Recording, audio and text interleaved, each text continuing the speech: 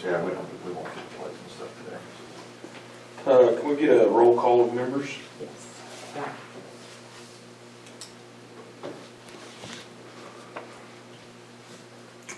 And then item 3, we don't need to address that because the president and clerk are both here. So item number 4, board to receive bids for the $750,000 building bond of the school district. Turn it over to Hey, Andy. good afternoon, I'm Andy Davis. I'll come over so you can kind of don't crank your heads too much, I'll steal some of this table. I'm Andy Davis with Stephen L. Smith Board. Met a few of you before, maybe not all of you. So we do the bond issues for the school. We're generally financial advisors for the school districts. We're out of Tulsa area, we do schools all over Oklahoma. That's kind of our a one-trick pony. That's about all we do. So we're here today to sell bonds, which means we're taking bids on bonds. So before we do that, I'm going to quickly pass out this bond schedule, and just so we can kind of go through and show you guys where we're at today with your bond issues, and look forward just a little bit.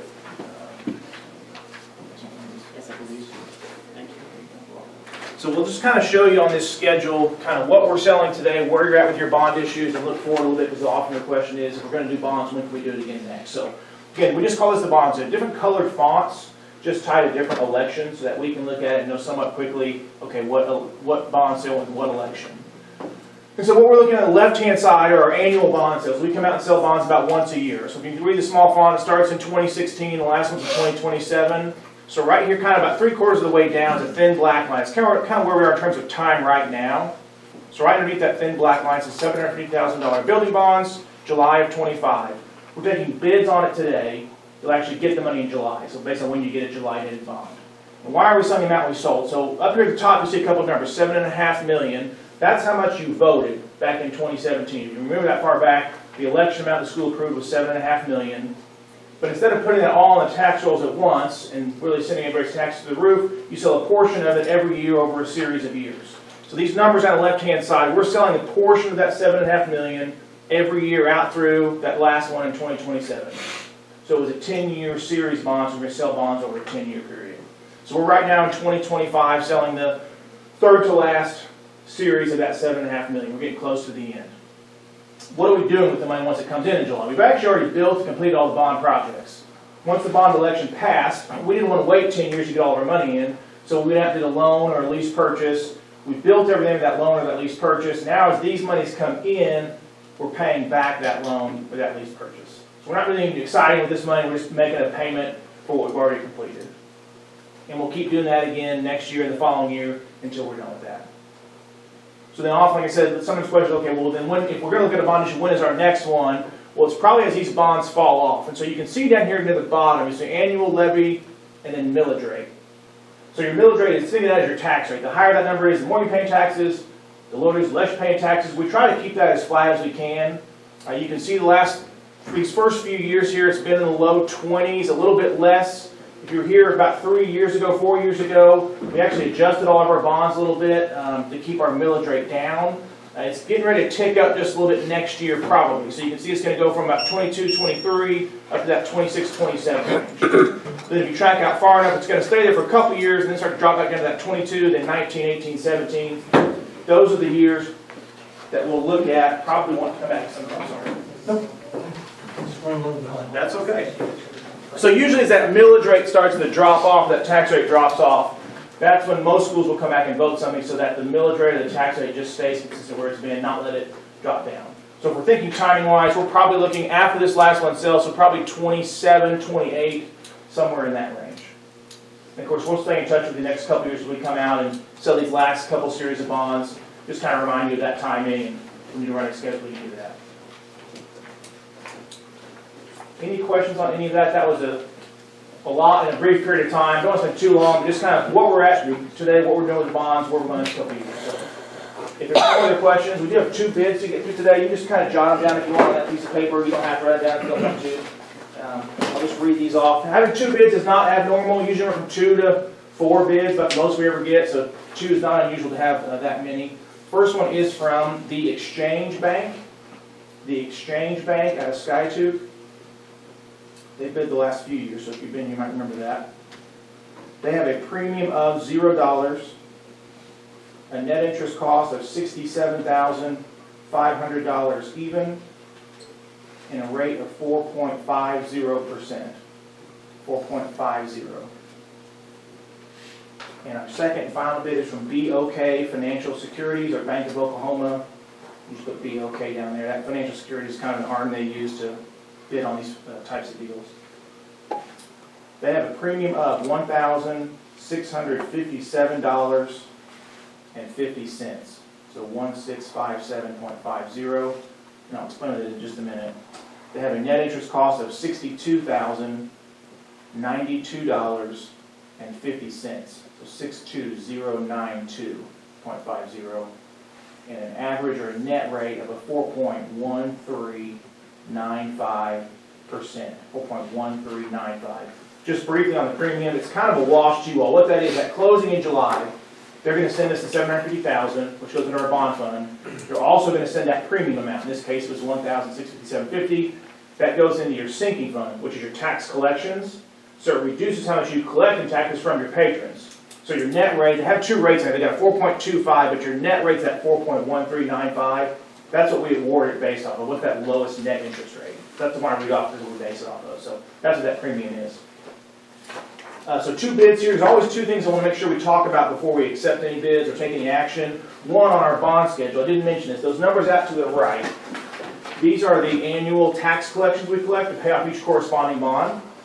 So this one here to the right of this, if you read really small font, looks like $795,000, I think. I can't read that. $795,000. That's the 750 plus an estimated interest cost. We don't know until today what that interest is going to be. This is based on 4.5%. We set that up about a month ago before we set this up in the meeting today. So we knew it would be close. And both of these bids were right at or just below that estimated interest cost. So that means we should kind of easily stay at or below that target millage rate we're looking at on the sheet there. So that's number one. We won't accept any bid that's over and above that and excuse our taxes over and above if we can help it. So we're good on there, on that estimated cost versus where it actually came in at. And then secondly is just market-wise. Anything unusual about our bids today for other recent bond sales that makes us think twice about accepting them. We keep track of all the school bond sales in Oklahoma. Just last week, there were three pretty good comparables. Wellston sold $750,000, 2 years. Their winning bid was at $440,000. And then Walika sold two bonds last week, one $300,000, one $800,000. Their winning bids were $437,000 and $445,000. So you can see we're at $450,000 and $413,000. We're right in that market as well. So that tracks with where the market's been here recently. There's a bunch of other ones that have sold. A few of them have been a little bit lower rates. They were higher dollar amounts, several $1 million, so you expect to get a little better rates on those. But all in all, good shape. We kind of check both boxes, millage rate-wise and market-wise. So for you all in this case, the nice thing about this today, there's no best bid. The decision is kind of made for you to make. If you accept any bid, it has to be the lowest bid. In this case, that's BOK. They're a good bidder. Bought and sold hundreds, if not thousands of bonds over the years, so no worries there either. So unless you have any questions, you just need a motion and second to accept the low bid of BOK on agenda item number 4. I'll make the motion on the BOK bid. I'll second. Roll call. Poe, Yes. Gibson, Yes. Collins, Yes. Parker, Yes. Michael. Yes. All right, item number 5. Board to consider take action on a resolution providing for the issuance of building bonds. So this is a long agenda item. It's a separate resolution. The last time we accepted the low bid, this one is that kind of outlines all the legal details you have to associate with the bond. It actually gives you all as a district the authority to issue the bonds. So you need a motion and second to approve this item. The item is so long, I would just recommend to approve it as read or as presented. It should be just fine. I'll make a motion that we approve item number 5 as presented on the board agenda. I'll second. Poe, Yes. Gibson, Yes. Collins, Yes. Parker, Yes. Michael. Yes. Then item number 6, board to consider take action on a resolution designating the general obligation bonds. So this makes the bonds tax exempt. What that means is the purchaser paying income tax on them. That's why you as a school can get better rates, or you as an individual, there's a lower rate because they're not paying any income tax on the bonds. But you have to specifically designate it that way. So this would be a motion and second to designate these bonds as tax exempt. I'll make a motion. I'll second. Poe, Yes. Gibson, Yes. Collins, Yes. Parker, Yes. Michael. Yes.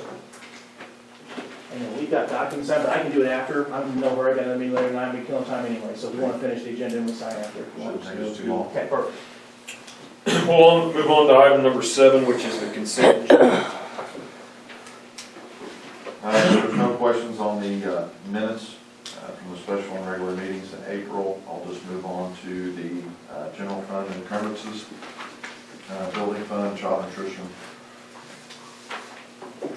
Those would be in your packet there. Nothing, again, out of the ordinary. We have several just regular occurring monthly expenses, utility bills out of general fund.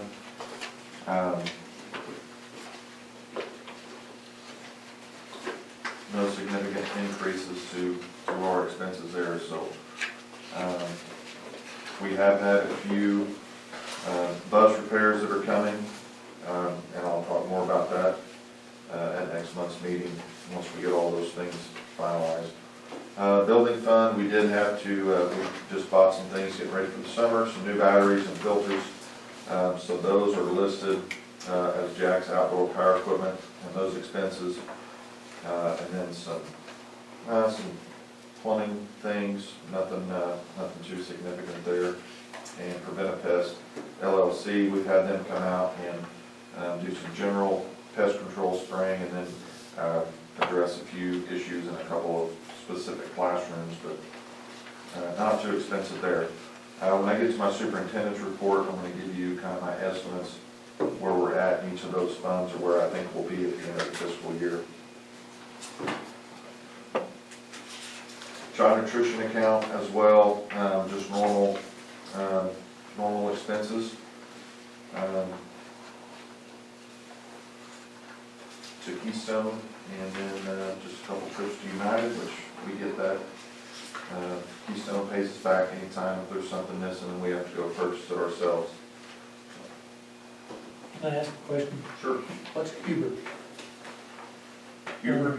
Yeah, Um, I'm just asking, yeah, I don't know, that's vendor, I mean, I mean, I don't know specifically, Paul, what that probably is. Judy, do you know who that? Yeah, it's a kitchen supply store. Okay. It's microwave. okay, that's fine. Cannon brand. Okay.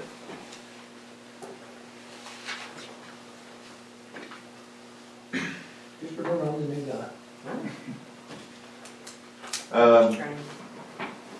Activity fund report, I don't know if Kendra, she's manning the front door, I think.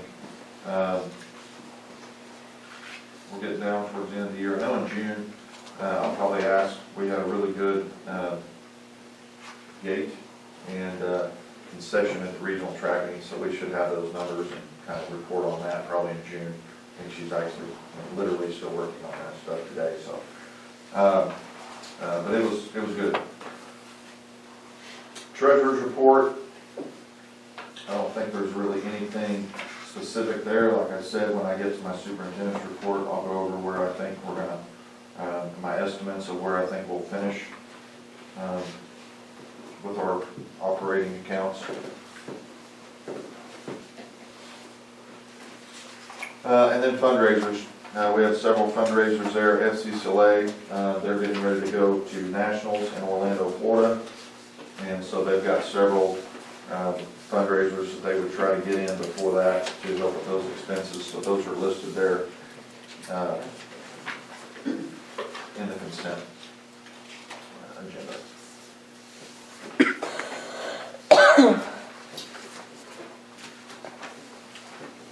Any discussion or motions on the consent agenda? I'll make a motion to approve the consent agenda items A through E. I'll second. Poe, Yes. Gibson, Yes. Collins, Yes. Parker, Yes. Michael. Yes, Item number 8 is the principal's report. You want me to go first with Ms. Patterson, or you want to go? It doesn't matter. Go ahead. So I've got a lot on here. I'm sure I left some off. One thing, Miss Baldwin completed 30 hours of an English language arts specific to the Holocaust and genocide workshop that she was chosen and got a scholarship to attend and do that on, and because the Holocaust is part of our required curriculum. So she got a lot of hours on that. Junior high academic team were the conference champs and undefeated on the year in the conference. I know they had their last one up here last week, and almost wiped the board with them, but I think other teams scored just a handful of points, not many. So they were pretty excited about that. Davin Booty has been selected as a top 5 finalist for FCCLA National Member of the Year. We knew he was top 15, and then we found out he was top 5, so this summer when they go to Orlando, he'll find out where he stands there, so that's huge. Christina Harkins was one of 17 in the nation to be awarded a scholarship to attend National Leadership Conference. Her sister received that scholarship last year, and she applied this year, and she received it this year. We had a lot of students attend state speech. They were 4th overall at state speech. Cash Cantelli, Garrett Ketterman were state runner-up in humorous duet. Dawson Schombacher and Casey Shelton were state runner-up in dramatic duet. Casey Shelton was state runner-up in standard oratory. Lucas Heim was 3rd place in informative oratory. Davin Booty and Gracia Jackson were 4th place in humorous duet. Davin Booty and Gracia Jackson were 4th place in dramatic duet. Cash Cantelli was 5th in humorous interpretation, and Alec Tidwell was 8th place in poetry interpretation. We also had several others that competed that just didn't place. Katie Doss competed in poetry interpretation, Lucas Heim in foreign extemporis speaking, Malachi Akabach in foreign extemporis speaking, J.C. Kiminaw in original oratory, Sarah Dykin in formative oratory, Jalen Pickering in prose interpretation, and Laney Price in prose interpretation. We also had a handful of students qualify for state vocal. The girls' ensemble received a superior rating of 1. Casey Shelton received a superior rating of 1, and Elise Rogland received an excellent rating of 2. Huge thanks to Miss Tucker and our high school grant team this year. The high school is going to receive the OETT K-20 grant for $40,000 worth of technology. We will go to meetings on Wednesday to start that implementation for next year. I know the elementary went through that this year. High school got it this year. Ms. Tucker was a huge part of that, so big thanks to her. The Lady Chiefs, we just hosted regional track. There was a lot of people here. One of the biggest ones I remember having. The Lady Chiefs were the regional track runner-up, and the Chiefs were 3rd. The official additional track qualifiers will be posted today at 4 o'clock. Right now, it looks like we have 11 boys and 11 girls both that qualified to compete at the state track meet. I didn't put all the names on there because it doesn't become official till Friday. So,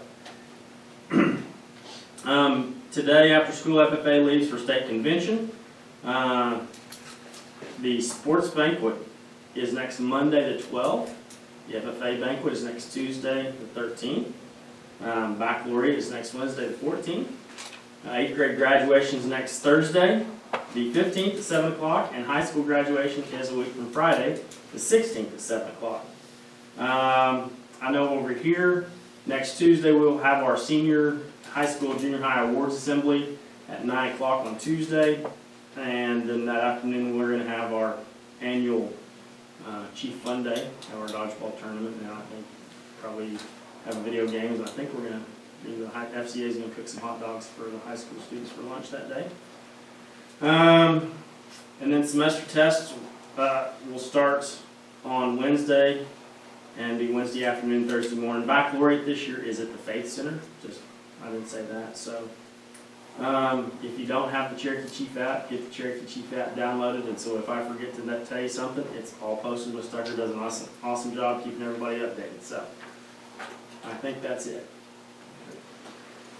Ms. Patterson actually is in a training right now, so she says that they've had a busy month at the elementary. They completed their state testing last Thursday, May 1st, and she wants to commend the students for showing up and working hard for all of those. Several grades have taken field trips and celebrated their hard work this year. They had their last SNAP assembly where students learned how to make dirt and worms from Kendall Collins and Kaylee Eckert, and it's been a fun experience for our students.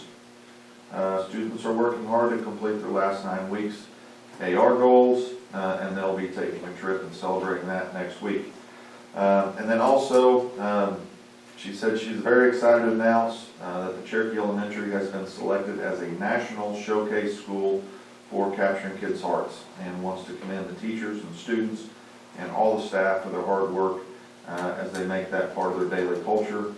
and it really reflects over there and shows all that hard work. So they're getting some recognition, and we'll put that out there for that. But that's a pretty neat deal. So that is all she has given me for her principal's report this month. All right. Move on to item number 9, discussion whether or not to approve resolution of school libraries E-rate. Yep, annual thing that we do about this time every year. Just need to approve this resolution to continue with that. E-rate is based off socioeconomic data, free and reduced forms and things like that. And then that money that we get from that, or allowances that we get through E-rate, help us pay for internet and like services for hardware and equipment.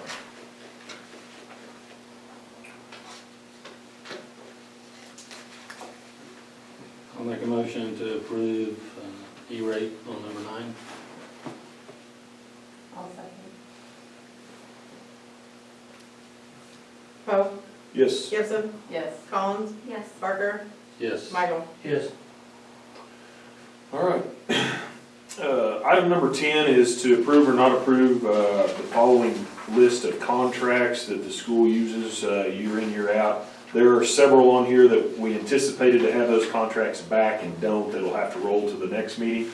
If you would want to mark off A, C, D, and F off your list, those. A, C, D, F. Yeah. So we will be discussing and whether or not to vote to approve B, Alcohol and Drug Testing Incorporated, Northwest Speech Services LLC, and COSA District Level Services.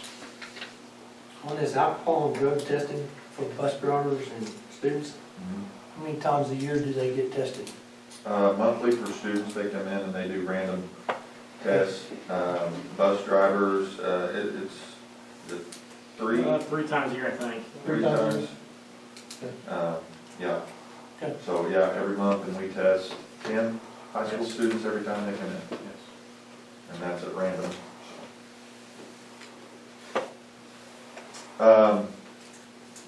That contract, we've used this same company for several years.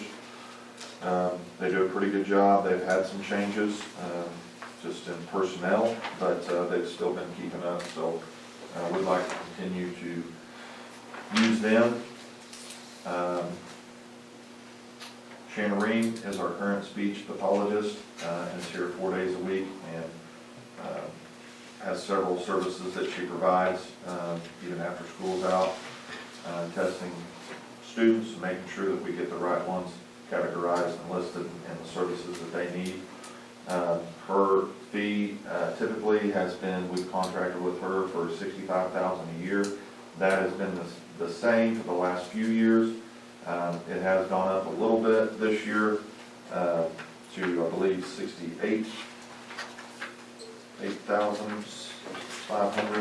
68,250. $68,250. So I think we all know that costs have gone up in almost all areas, and this is the first time that those services have increased. She does a really good job, and would like to continue to use Shannon for those services again. Is she staying full-time here? Yeah, she's here 4 days a week. Yeah. COSA District Level Services for, I believe that's $1,500 a year. With COSA, what that does is that gives us access to professional development, mainly for administrators. Gives us another resource down there with COSA. I've called on them several times, and so I believe that for $1,500 a year, it's a pretty valuable resource for us to be able to utilize them, whether it's just to answer questions or get some training for our administrators. So we would like to continue with that again as well. And as Alan said, these others, we will revisit those next month. Last year we had them at this time, this year we don't. Did the alcohol and drug testing as well as the go up? COSA did not. It stayed pretty close. They based that off ADM, and I don't believe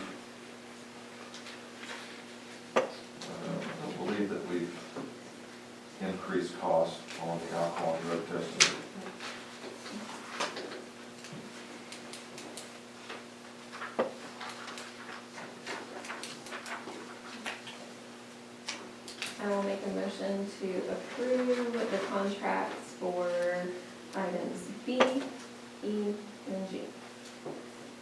I'll second that. Poe, Yes. Gibson, Yes. Collins, Yes. Barker, Yes. Michael. Yes.